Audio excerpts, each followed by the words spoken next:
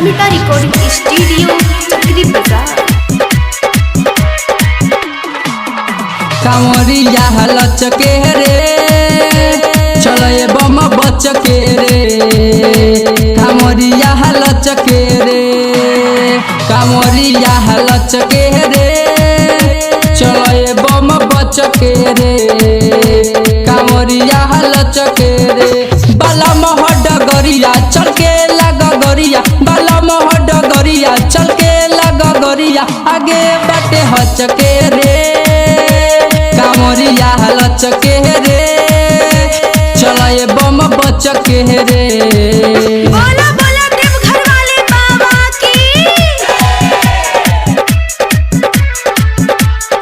Mix by Ramita recording studio Chakri Bazaar.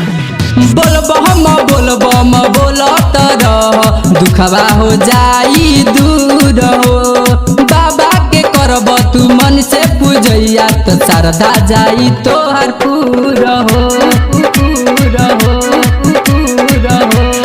बोल बम बोलत रह, दुखवा हो जाई दूर हो, बाबा के करब तू मन से पूजैया तो श्रद्धा जाई तोहर पूरा हो।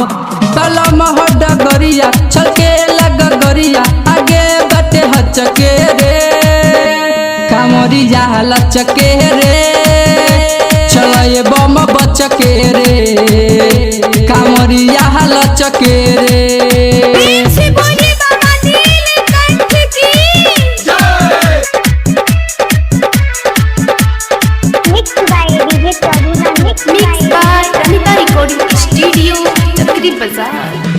सावन के बरसात से भइल बाटे पूरा कीच काच रे, राइटर सुजीत कहेले सौरभ तोहरा से बात साच रे, तोहरा से बात साच रे। सावन के बरसात से भइल बाटे पूरा कीच काच रे, राइटर सुजीत कहेले सौरभ तोहरा से बात साच रे। सुन पिंटू सनो चल न तनी सो, जागे बटे हचके रे, कांवरिया लचके रे चले बम बचके रे, कांवरिया लचके रे, कांवरिया लचके रे चले बम बचके रे, कांवरिया लचके रे, कांवरिया लचके